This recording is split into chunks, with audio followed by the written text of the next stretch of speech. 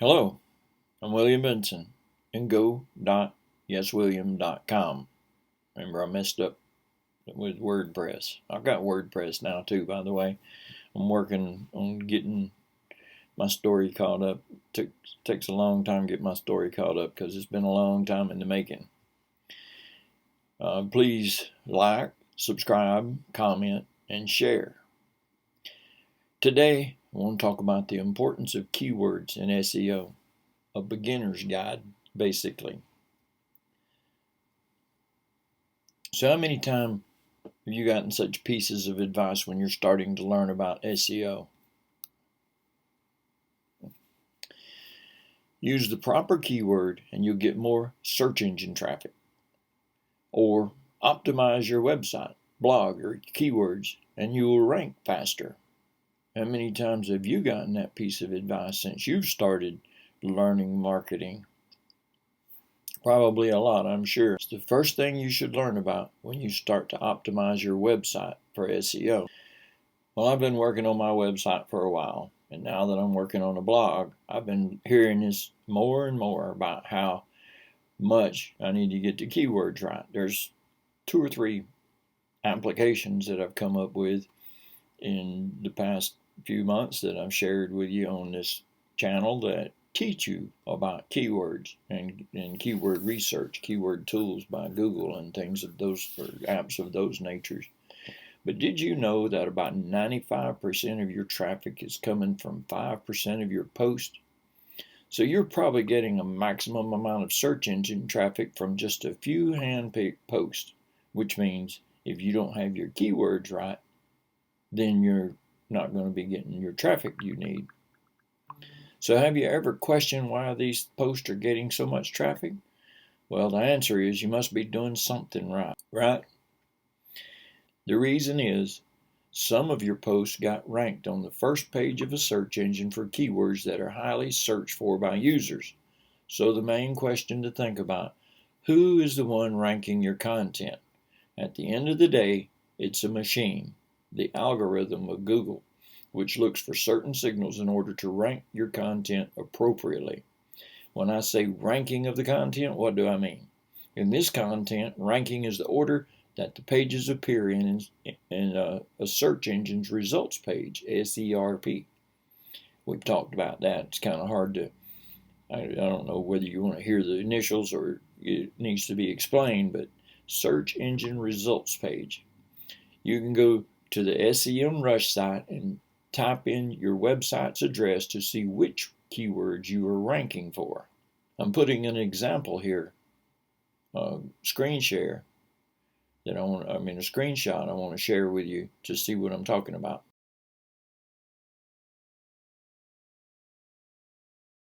So let's try and understand what's happening from this image. Even if you don't understand 100%, don't worry about this. It's normal for a beginner. Keyword. This is the specific phase which is driving traffic to your This is a specific phrase which is driving traffic to a specific URL. When doing SEO, this is the phrase that we target, so we can often call it the target keyword. POS. This is the ranking of the keyword in Google search. In effect, it's the position. For instance, if it's number 1, it's the first result that Google shows. If it's number 4, it's the 4th, and so on. That should be pretty easy to figure out. Your target should be to rank on the first page of the Google. Your target should be to rank on the first page of Google with your target keywords. Volume. This tells you roughly how many people are searching for that particular keyword in a given month. This is a very important thing because even if you think a search term will be popular, Google's data will tell you otherwise. In the example, you'll see 2 similar keywords which have a considerable difference monthly search volume. Free professional email address with 110 searches a month and free professional email, 70 searches a month. So you see how one word makes a difference? While we're defining things, let's look at 2 more important terms. Short tail keywords. Short tail keywords, which is a keyword that's 1 to 3 words. Make money online, professional email, lose weight. Those kinds of keywords. Long tail keywords. I bet you can guess what they are, huh? They're keywords with more than 3 words. How about that? Pretty simple. How to make money blogging. How to get professional email from Google. How to lose belly fat in 6 weeks. You see? Pay particular attention to this. All words and phrases qualify as keywords when they have a considerable amount of searches in a month or search volume. Long tail keywords are more profitable as you will drive more targeted traffic and your chances of ranking on the first page are higher. For now, try and understand all the terms mentioned so far. So what is the importance of keywords from an SEO perspective? Now that you understand the basic concept of keywords, let's dive into it a little deeper. When we SEO optimize a blog post or a web page, we have the option to define our target keywords. This kind of keyword is known as a meta keyword. In 2012, it was important to specify meta keywords, but in 2017, it's not of any use. The search engine algorithms have become much smarter. They now auto-detect keywords and rank pages automatically. Google has made it clear that they do not consider meta keywords when selecting keywords, and this makes sense because it wouldn't be good for anyone. For example, some meta keywords could be keyword tips, SEO, keyword research, and so on. Now, anyone looking for keyword tips would land on this page, not seeing anything of use and leave, thus increasing my bounce rate. So it's not good for me, and it's not good for the user. So remember that anytime someone tells you that meta keywords matter, be sure to ignore them. How to start with keyword research. Keyword research is finding the right keyword for your post. This step is important if you wish to grow your website in a short span of time and ultimately make money. There are various ways by which you can find keywords and do keyword research. You remember one of them we talked about was SEMrush. This is an online tool that lets you find keywords, see which keywords your site is ranking for, and allows you to spy on your competitors. A good idea is to start picking the top blogs in your niche and add them into SEMrush to see which keywords those sites are ranking for. From here, you need to start building unique and quality content around those keywords. This is a paid tool. You can get a 15-day free trial. We'll discuss more about SEMrush later. I'll make another video out of that. There's a lot to understand about that. So how are we going to find our keywords on Google search? Well, you can also do a Google search to find target keywords. Google will auto-suggest a search query when you start to type in anything. You can create a list of keywords using this technique and use SEMrush or Google's Keyword Planner to check out the volume for all these keywords. So I've talked about 2 of the 3 keyword tools that I know about, and there's another one suggested. It's called Longtail Pro. You already know about Keyword Planner by Google and Ahrefs, or however you say that. I think it was in yesterday's video, but you can look in there and it'll help you find keywords.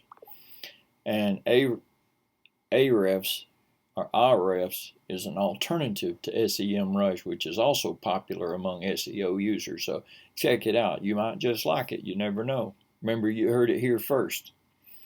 So once you've found profitable keywords, your task is to write an SEO optimized article for your target keywords. Okay, we got keyword density and keyword placement. Keyword density is a complex subject. Depending on your target keywords, long tail or short tail, you should try to maintain a general percentage of keyword density.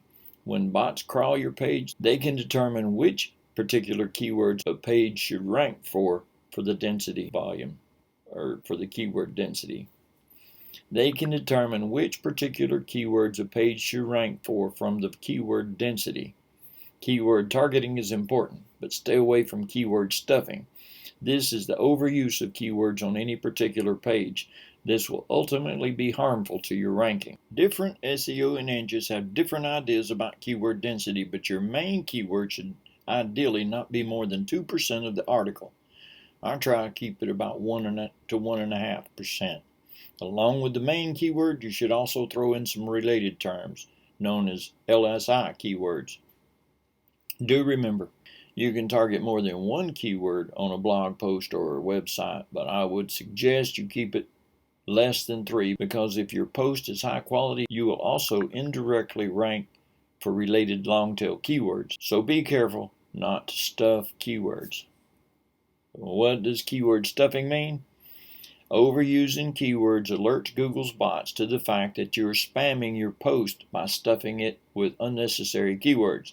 Google will think you're trying to trick the system. Google penalizes for this action. So be wise when you select the number of keywords you are using for SEO. Particularly since the Google Panda update in 2011, any SEO actions that do not appear to be natural are bad for your site. Now that you have a perfect keyword to target and you're writing a great post around it, try to use that keyword as part of the title of the post. By default, this title will also be the title shown in the search engine. You can also write a description for users to see when they look at your site in a search engine, a meta description. Adding in any relevant meta description will also give more insight about your page to search engine bots. I suggest you use your keyword in the meta description as well.